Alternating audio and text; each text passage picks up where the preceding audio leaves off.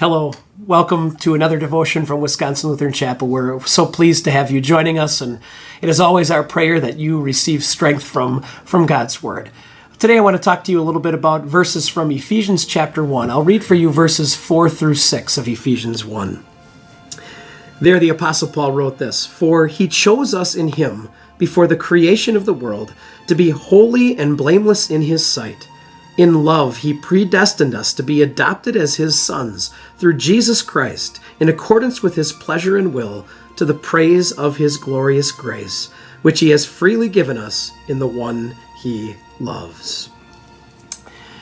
I'm pretty sure you know this. If you've watched any television, you've seen the political ads, but next Tuesday, November 6th, is Election Day.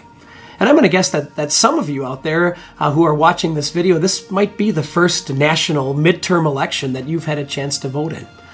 Others of you are probably voting experts. You've done it many, many times. There's always a little bit of a fearful thing going to the polls, isn't there? It's certainly something we want to do as God's people, to be civic-minded, to have a voice in who's elected in our local, our state, and our national elections. And yet, really, it's not in our control, is it? And that can be a frustrating thing. As we think about this election day, we think about which candidates are best in our politics, local, state, or national, and yet we don't really know who would be the best. That can be fearful for us as Christians, and yet here's a confidence that you can always have. God knows. God is the one who chooses every single leader who serves in any position. It is God who is our refuge and strength, not a political leader.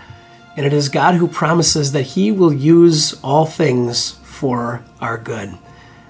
How do we know? How do we know that God is going to use everything and make it serve for our good? Well, can I take you back to another election? This wasn't an election that happened on a first Tuesday in November, but an election that happened before the creation of the world. That's how the Apostle Paul talks about your election and mine, an election by God, to be adopted as his daughters, as his sons. That's the status that God gives you through Jesus and through the redemption that comes through his blood.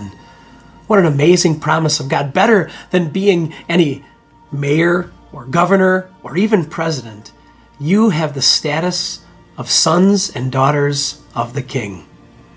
The votes have been counted.